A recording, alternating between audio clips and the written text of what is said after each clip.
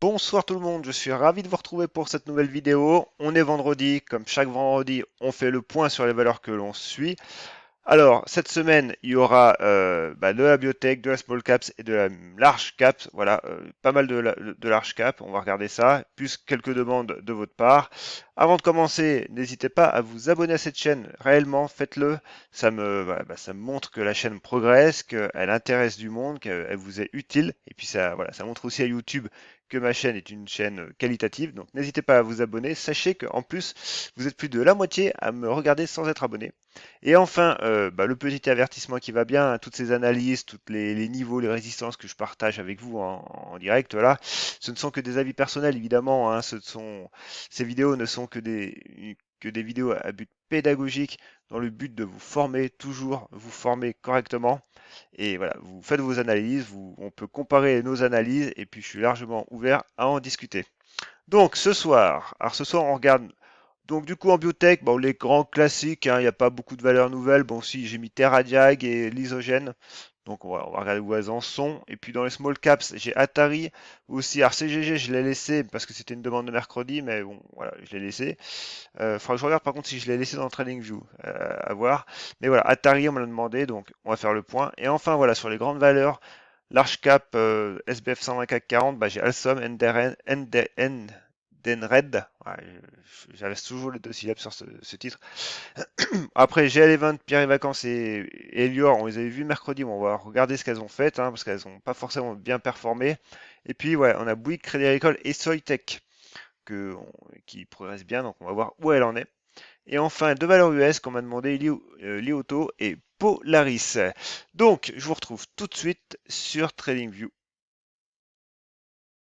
Nous voici donc sur la plateforme TradingView. Donc je le répète chaque semaine, c'est la plateforme avec laquelle je fais tous mes graphes, hein, que vous voyez sur Twitter, les captures d'écran que vous voyez également dans tous mes cours sur mon site internet, c'est fait avec TradingView. Et puis, petite chose que j'ai oublié de mentionner tout à l'heure, au début de cette vidéo, maintenant depuis quelques vidéos, je pense depuis la semaine dernière, ouais, une semaine et demie, on, on regarde notre vision en vision de chartiste classique, hein, sous TradingView, et après sur certaines valeurs, pas toutes, parce qu'autrement on va faire une vidéo de 2 heures, mais on regardera avec ProRealTime l'indicateur Extra Trend, donc de Christophe, hein, Trend France, pour voir voilà, si nos deux analyses matchent et que nous dit la vision Extra Trend, qui des fois peut nous apporter des informations en plus. Donc voilà, on fera le petit va-et-vient sur quelques valeurs et vous verrez que des fois c'est fort, on en apprend beaucoup. Voilà. Donc simplement pour commencer, on a le CAC 40 à l'écran en unité journalière. Donc sachez pareil également que pour Time, vous aurez des graphes en journalier, hebdomadaire et mensuel parce que je n'ai pas activé le temps réel sur ProRealTime à la différence de TradingView où j'ai activé le temps réel, c'est possible, hein. Sur les actions Euronext pour 3 dollars par mois, vous avez le temps réel. Donc, du coup, sachant qu'il est 17h15, vous aurez la bougie de la veille. Donc voilà. Donc bon, bah, c'est vu que je peux pas faire la vidéo plus tard, vous aurez la bougie de la veille. Simplement, voilà, sur du journalier, ça reste pas trop embêtant. Évidemment, sur de l'horaire, ça serait beaucoup plus problématique. Donc, revenons à nos moutons. Euh, le CAC 40 en indice, donc en unité journalière, ici. Bon, haussier dans son canal haussier, il n'y a pas de problème. On voit très bien, hein, le redémarrage ici qui coïncide avec la rupture de la résistance oblique sur le RSI et le MACD qui est recroisé à la hausse, donc très bien. Par contre, on va affiner. On va affiner tout de suite en horaire. Et en horaire, que nous dit le graphe? Eh ben, il nous dit que oui, on est haussier. Alors, on a eu une petite période de latéralisation, hein, entre le 8 et le 11 juin. Et on voit très bien que j'ai tracé les ratios de Fibonacci. Donc en prenant les plus hauts, alors on va les recaler correctement, toc. Et on voit que pareil, hein, j'ai fait un cours là-dessus sur mon site, un retracement de Fibonacci, et on voit que du coup, ça nous donne des niveaux prédictibles de support, de retracement à la baisse. Et ici, en fin de compte, les 23,6 correspondent vraiment aux 6600 points, 6590, hein, qui ont déjà fait barrage. Et on voit que le prix s'en est approché aujourd'hui. Et on voit surtout que les 38,2 et les 50% correspondent vraiment à cette zone de consolidation qu'on avait eue, hein. Donc c'est une zone de pullback potentiel et une zone à tenir à très court terme. Voilà, sur ce, on peut passer simplement voir la vision extra-trend et la vision extra-trend en journalier, mensuel et hebdomadaire. voilà, elles disent qu'on a ce que je viens de dire en fait, hein, c'est complètement haussier sur les 3 unités. Donc il n'y a pas de problème, pour l'instant, le CAC 40 reste haussier. Il y a des signaux baissiers en très court terme, mais à moyen terme, en fait, il ne se passe pas grand-chose. On aura notre premier signal sur les 5500 points au niveau du CAC 40 en journalier, quand celui-ci voilà, il sortira de sa zone de force. Voilà, on aura une zone de faiblesse à ce niveau-là, à 6500 points. Pour l'instant, on n'y est pas encore, donc tout va bien. On commence les valeurs, nos valeurs. Du coup, biotech, médian technologie. Alors en horaire, du coup, on est en horaire. On voit très bien qu'en horaire, pour le coup, on va y rester. On a une petite latéralisation qui se fait à très très court terme, hein, de l'horaire. Donc du coup, pareil pour le coup, ma zone de résistance moyen terme, hein, vous la connaissez cette zone des 14 euros, qui était en zone de support. Bah, du coup, qu'on a cassé à la baisse. Donc voilà, si j'arrive à la sélectionner, voilà. On va la remettre en résistance. Voilà. Et on voit bien, hein, qu'elle avait fait, on avait une zone de support court terme, on avait une zone pareil avec les 14 euros, et du coup on l'a cassé à la baisse, on a cassé la M200, voilà, on- ça a dégagé.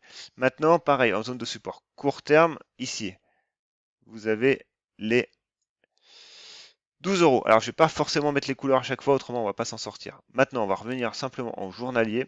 Ouais, mais ici, je vais quand même remettre la couleur parce que ça me chagrine à chaque fois. Toc. Et en journalier, pour le coup, on reste encore baissier. On a une latéralisation court terme, mais on reste baissier et on reste sous la M50. Donc pour l'instant, voilà, au final, on revient sur cette grande zone de latéralisation, hein, que je dis et redis au fil des semaines, entre les 11 euros et les 14 euros.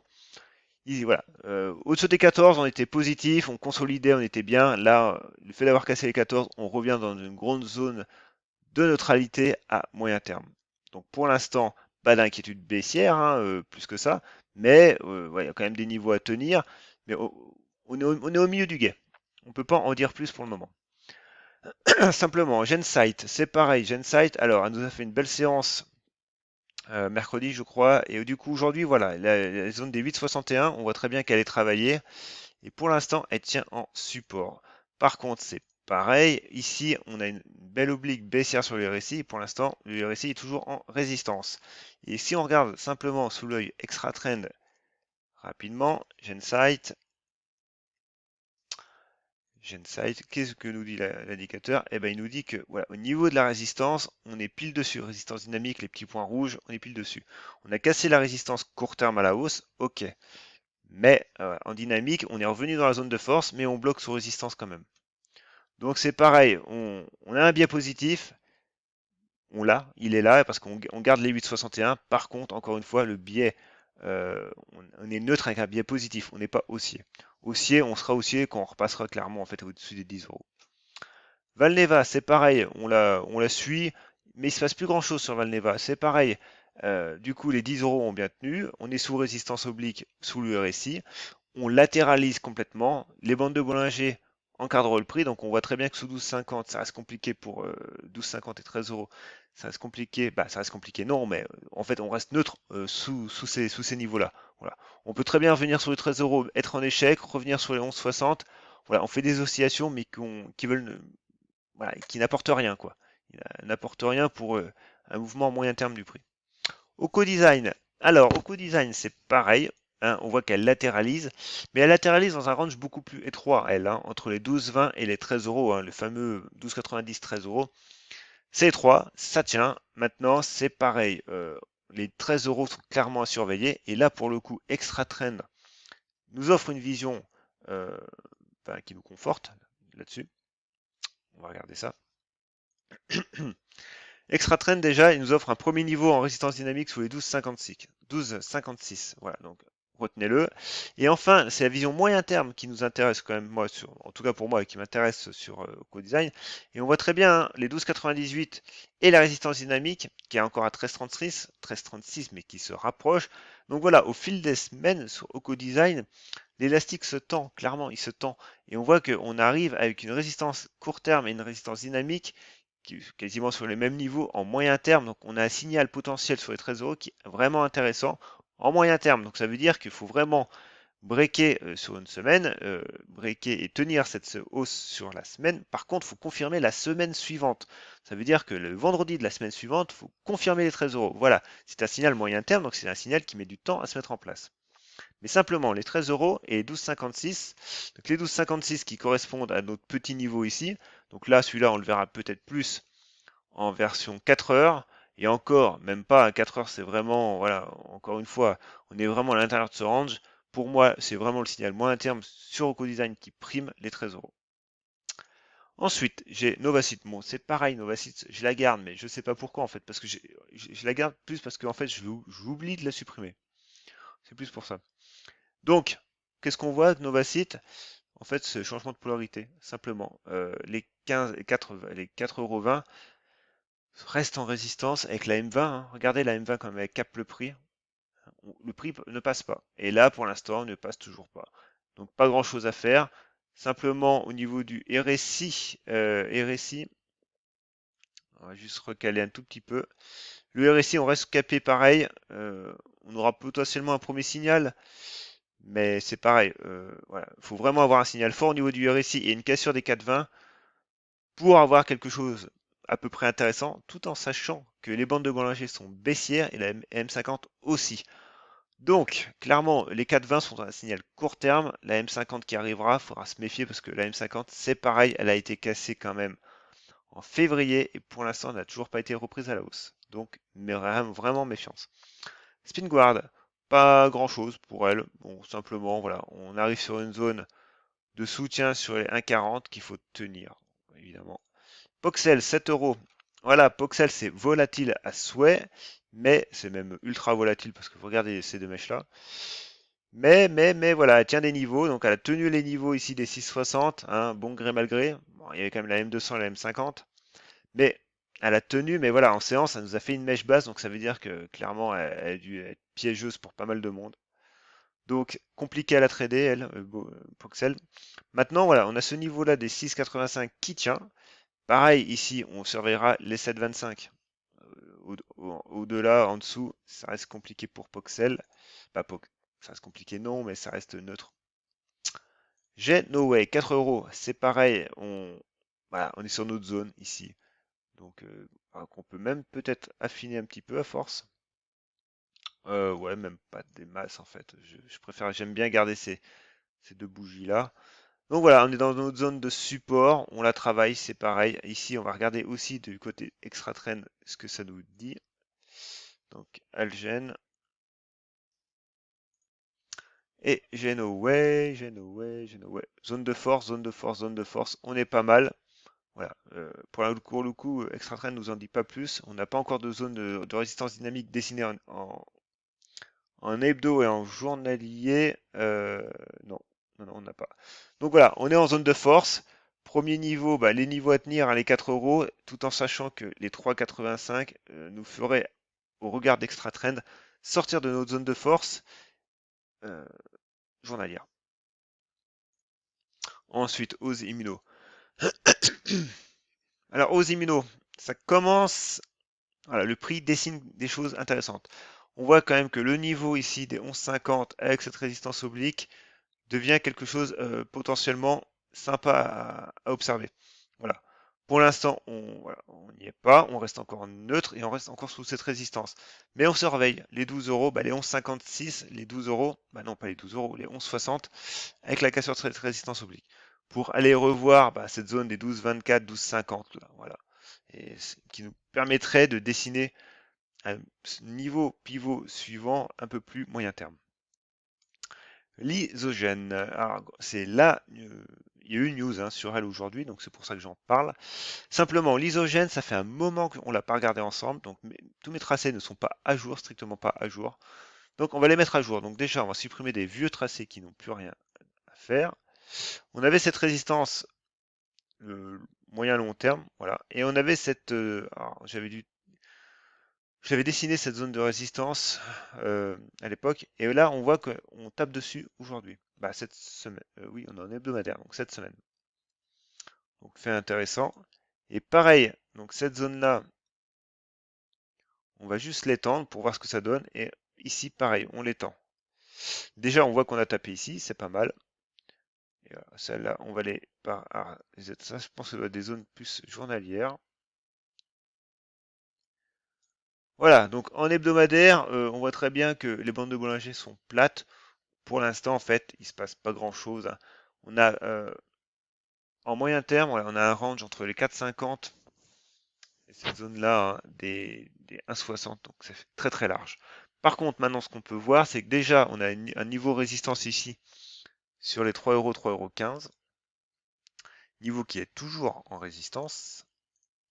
Alors, voilà, putain, je remets la même chose.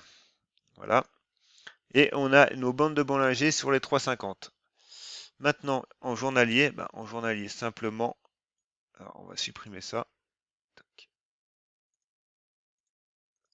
Un graphe épuré. Il nous faut des graphes épurés. Voilà, donc gap de rupture, on est sous résistance. Évidemment, à très court terme, tenir les 2,85. Voilà. Par contre, on a un beau volume, c'est très bien. Alors, on va l'observer, évidemment, sous Polarity Time. Alors, lise, toc, que nous dit la vision extra-trend? Elle nous dit qu'on est pas mal quand même, mais voilà, clairement, hein, les 2,85 hein, que je disais tout à l'heure, sont vraiment, voilà, on est au milieu du guet là, donc la résistance dynamique, elle est passée. Par contre, il faut vraiment confirmer lundi. Et on voit également aussi que les 2,77 sont en résistance et c'est une résistance court terme sur les MACD. Et pareil, les 3 euros, hein, en fait, 2,80, ça correspond à un retour sur la zone de force en mensuel. Donc clairement, les 3 euros, hein, zone des 3 euros et des 2,75. Alors si on regarde ça, 2,75 qui sont ici, qui correspondent à la borne basse de notre gap, hein, et les 3 euros, voilà, c'est une zone potentiellement de retournement. Donc c'est une zone que le prix va nécessairement travailler. TerraDiag, alors voilà, TerraDiag simplement, on regarde où elle en est. Elle en est que c'est compliqué. Alors on va simplement faire du ménage ici aussi. Tac. Celle-là, on va la garder. Voilà, là on avait une zone de support.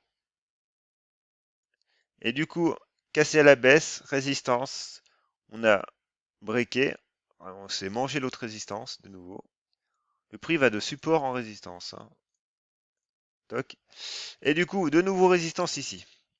Voilà, tout ça pour ça. C'est très bien, ça ne nous avance pas grand-chose. En fait, on a un beau niveau ici maintenant sur les 2,50 pour TerraDiag. Mais c'est une configuration qui reste, je trouve pour moi, à mes yeux, quand même baissière. Alors oui, on a une zone de support ici sur les 1,80, mais franchement, ça reste compliqué quand même. Ça reste compliqué, on est sous la M200 en plus. Et au niveau de Extra Trend, alors Extra Trend, voilà, ça reste que on est quand même sous des résistances. Alors, on a une première zone à 2,24, voilà. Par contre, en dynamique en journalière, et oui, à 2,37. Mais voilà, premier signal en hebdomadaire, les 2,25. Alors, ce qui nous donne, du coup, ce qui nous donne comme premier niveau, ouais, la bande de Bollinger. Mais voilà, clairement, moi j'attends franchement un niveau au moins sur les 2,50 ici, avec la cassure. Et même si la résistance oblique n'est pas forcément, on va dire, équilibrée, après on peut en tracer une comme ça aussi, hein, qu'on va tracer correctement. Mais clairement, voilà, cette zone-là, ça permettrait de faire un test de cette résistance oblique et de la valider parce que on a quand même pas mal, on a ce niveau-là des 2,50 plus la M200. Donc, quand même, sous 2,50 pour TerraDiag, à mon sens, voilà, faut pas non plus s'enflammer. Enfin, du coup, on va passer sur nos small caps. Bon, Showroom. Showroom est revenu taper son support oblique haussier. Le support oblique haussier, là, voilà, on a fait un troisième point d'appui, donc il est validé, c'est très bien. Maintenant, on reste quand même en résistance sous les 3,55. Hein, on voit très bien qu'on a cassé les 3,55, changement de polarité oblige. Pour le moment, ça coince sous 3,55. Lundi, il faut clairement enfoncer le clou et repasser ces 3,55. Et du coup, au niveau d'extra trend, je crois qu'on était sorti de la zone de force.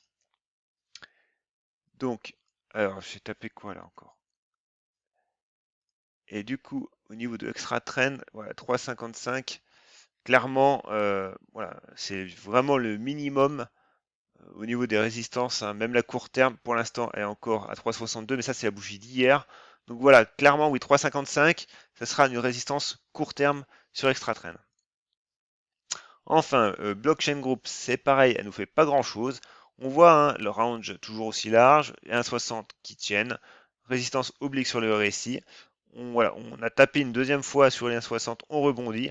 Maintenant, on a notre niveau pivot sur les 1,90 qui se dessine. C'est notre résistance. Claranova 7,18, c'est pareil. Pour l'instant, c'est compliqué pour Claranova. Ici, les 7 euros, seuil psychologique, ça tient. Alors, on voit que, voilà, une résistance oblique, on a briqué à la hausse. Alors, les volumes, c'est timide, quand même, c'est timide. Faut pas se leurrer, c'est timide. Mais voilà, on a, en gros, on surveille, comment, je vais y arriver. On sauve actuellement les 7 euros, c'est bien. Mais pour l'instant, le prix, on voit qu'on est dans un range. Voilà, on avait cette résistance oblique, mais on reste entre 7,50 et 7 euros dans un range potentiel. Katana. Alors, hebdomadaire, évidemment, on a tapé les 5 euros. Bon, bah, ça a fait résistance. Alors là, ici, ce qui peut être intéressant maintenant de tracer, ce sont les retracements de Fibonacci, qui sont ici. Voilà. Du coup, on avait ce support oblique haussier, voilà, qu'on peut prolonger. Et ce que nous donnent les retracements, bah, ils nous donnent comme première zone de support qui correspondent en fait à cette mèche, donc les 4,71. Voilà, les 38 correspondent à cette zone de congestion et les 50% correspondent à nos 4,30. Hein. Alors les 4,30, ils correspondent à quoi exactement? Ils correspondent à cette zone-là. Donc voilà, clairement ici, les retracements de Fibonacci sont vraiment pertinents pour le coup. Et les 50%, je le rappelle et je le dis dans mon cours sur mon site, ce n'est pas un- en fait, la suite de la Fibonacci, c'est une suite de nombres. Hein. Et du coup, les 50% ne sont pas directement, ne font pas suite directement à cette suite de Fibonacci, mais sont un seuil psychologique entre la hausse et la baisse. Au-dessus des 50%, on reste haussier par rapport à ce breakout là. Voilà, on peut très bien revenir ici et repartir. Sous 50%, clairement pour voilà, dans l'état d'esprit du marché, cette hausse est finie. Donc, faut tout refaire en fait. Voilà, faut refaire une figure de congestion, faut que les bandes de Bollinger se recontractent, et voilà, faut tout refaire. Et ça prend du temps. Donc, les 50% sont un seuil psychologique important à tenir. Et là, clairement, c'est notre niveau de breakout. Donc, c'est un niveau à tenir. Maintenant, voilà, on peut regarder ça à plus court terme et sur de l'horaire. Et de l'horaire, ben, on voit que du coup, on voit qu'on avait une petite oblique. Voilà. Toc, on est reparti à la hausse. Donc 4,81, les 4,70, on les voit, ils sont ici. Voilà, clairement. Ensuite, Makeya, ben, Makeya, pas grand-chose à chaque fois. Et du coup, bah, les 0,30 ont été en résistance, ça casse à la baisse, on repart, on casse cette oblique baissière, cette oblique haussière court terme. Voilà, donc on revient dans cette grande zone de neutralité. Il n'y a pas grand-chose d'autre à dire de plus. Ce n'est que simplement ça, une petite oblique haussière, pourquoi pas, oblique baissière. Makeya, il n'y a plus grand-chose à dire pour elle. CGG, ah bah oui, si, CGG, je l'ai bien gardé, CGG. CGG, pareil, 0,96, 1 euro à tenir, bah, à franchir. Et puis on a cette zone ici des 1, bah, si, 1,02 €. Hein, voilà. Clairement, 1 euro, 1,02 € ici, on est vraiment dans l'épaisseur. C'est cette zone-là qu'il faut franchir. Par contre, il faut tenir à court terme les 0,90. Neolife, c'est pareil. Neolife, c'est compliqué pour elle. On voit qu'on a quand même un ensemble de résistances ici. Hein. Entre bande de Bollinger supérieure, M50, M200, franchement, c'est compliqué pour elle. Donc, voilà, elle repasse sous les 0,33, 0,33,5, c'est dommage.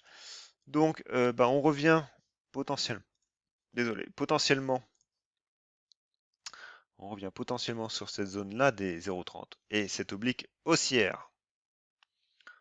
Et du coup, tiens, on va regarder ça sur Extra Trend. Stock. Alors, Neolife. Oh là là, comment j'écris ça? Neolife. Et Neolife, voilà. Alors, du coup, pour Neolife, la résistance dynamique est à 0,35. Et pareil en hebdomadaire. Et ce qui est con, c'est que du coup, même en mensuel, on commence à sortir de la zone de force. Donc, bon, pour l'instant, le signal n'est pas non plus dramatique, mais puis c'est du mensuel. On est qu'au 11 juin, donc on a le temps de se reprendre. Mais voilà, les 0,30, c'est vraiment des niveaux quand même à tenir. Mais c'est clair que voilà, au niveau d'extra trend 0,33, on l'a cassé aujourd'hui. C'est pas très bon. C'est pas très bon pour Neolife. Gossin. Alors Gossin. Alors, moi j'avais pris en anticipation une petite position. Voilà, ici. Alors sur cette cassure-là des 8,90. Évidemment, ça n'a pas tenu, donc je me suis fait exécuter tout de suite à la baisse. Donc voilà, j'ai gardé la valeur 2 heures de temps. Très bien. Mais par contre, voilà, on reste dans une figure de congestion quand même qui est pas mal avec la M200 qui arrive. Gossin, ah, j'ai du mal ce soir. Gossin est toujours à surveiller. Dolphin, c'est pareil. Dolphin, alors Dolphin, il y a un peu de monde sur mon graphe quand même. On voit quand même que les 1,43 sont une zone de résistance et que pour l'instant, ça ne passe pas. Si on regarde ça ici, j'ai dit quoi? Dolphin. Voilà. Dolphin. Dolphin, pour l'instant, voilà, les 1,49 d'ailleurs, hein, voilà, c'est bon, 1,43, 1,49, ce niveau hebdomadaire quand même ici à tenir. Par contre, voilà, en journalier, on est quand même dans la zone de force. Donc on est dans un mouvement quand même qui est haussier à court terme. Et simplement, on va regarder Gossin du coup, en ici. Alors, et Gossin, que nous dit Gossin? Eh ben voilà, Gossin, zone de résistance à 9,15. Voilà. Bon, moi j'ai pris en anticipation. Voilà, ça n'a pas fait. Donc du coup, ça a dégagé en bas. Et 9,15, 9,40, 9,50 en hebdomadaire. Voilà, donc il y a des niveaux quand même qui arrivent. Et pareil, ici, il faut tenir aussi ces niveaux-là actuellement, hein. Mais pour l'instant, on a une hypothèse, mais le signal ne s'est pas déclenché. Maintenant, on passe sur nos large cap. Donc on a Alstom. Alstom. Pareil, j'avais tracé des tracés à l'époque. Alors, on va les réajuster. Parce que du coup, le marché a continué d'évoluer. Donc, la résistance oblique, là, elle bouge. Et celle-là, on la dégage. Donc, on avait ce niveau-là. Donc, qui avait été cassé, qu'on a repris. Voilà, c'est un peu brouillon, tout ça. Donc, on va le supprimer. Ce qu'on voit, c'est pour l'instant un grand biseau ascendant avec des niveaux de support quand même horizontales qui sont quand même plus nets ici sur ce niveau-là, bande de Bollinger inférieure, donc les 40 euros. Et ce niveau, alors, et ce niveau-là. Voilà, donc on va mettre les bonnes couleurs, support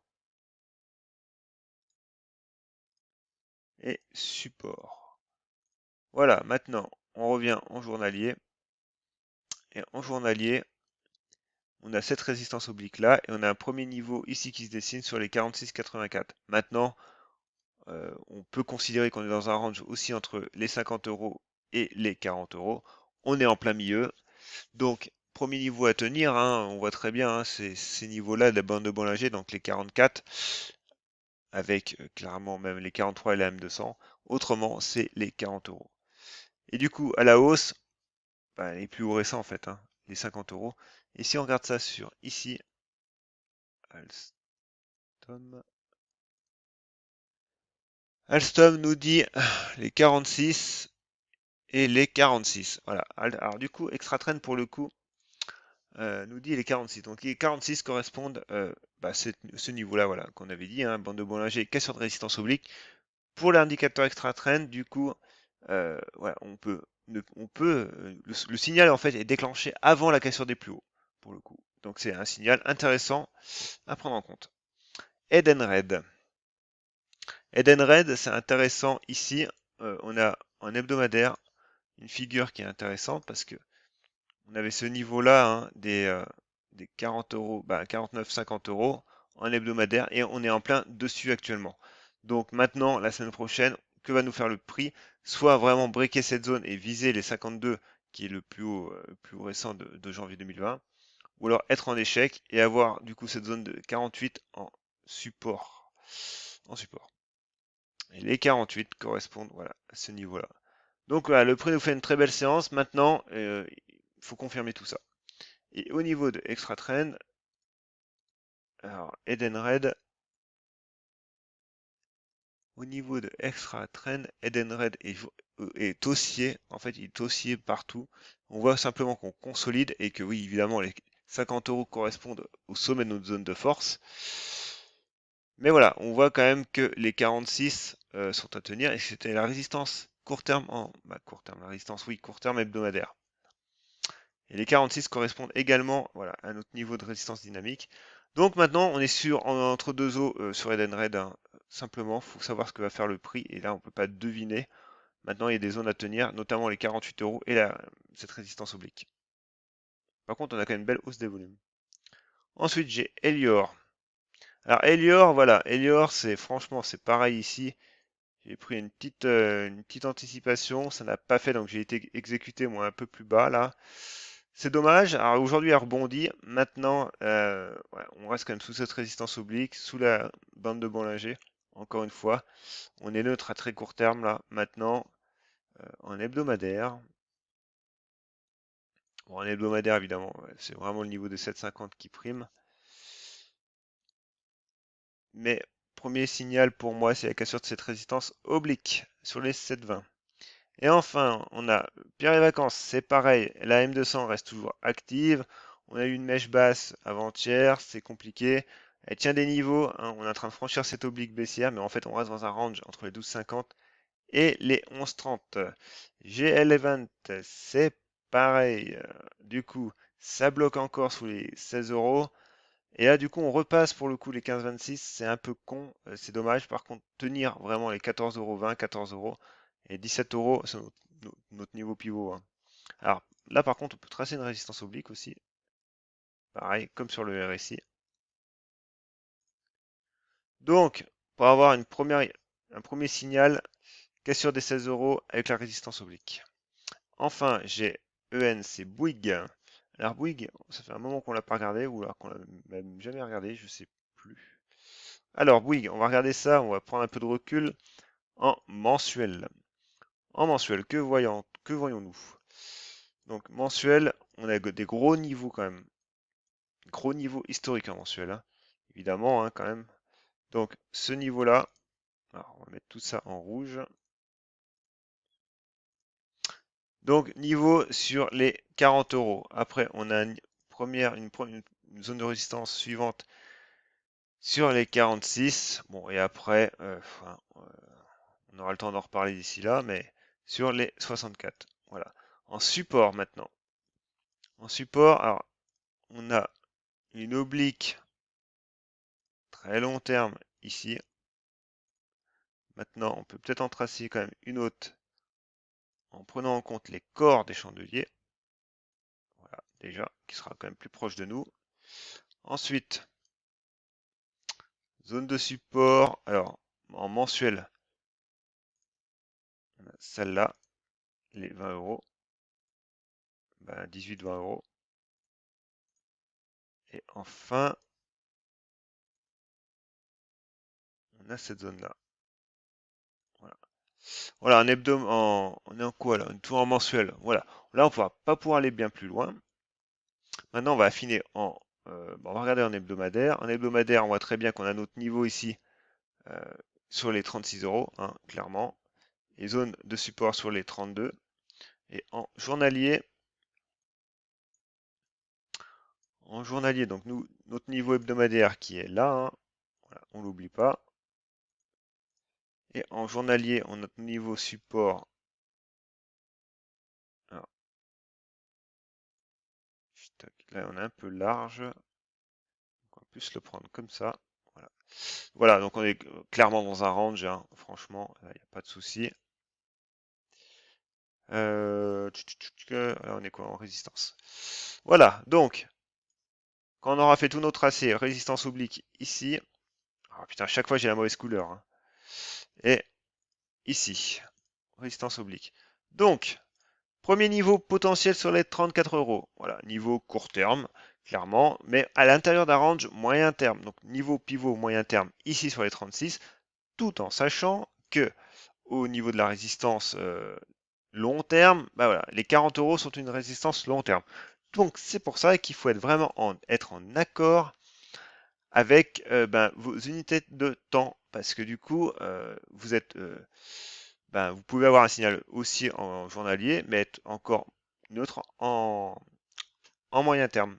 Donc du coup, voilà, vos zones de résistance sont là, vos hypothèses sont définies, vos niveaux également. Les niveaux de stop, c'est clairement c'est sous des ranges, sous des niveaux de support. Donc après, ça permet de dimensionner vos positions.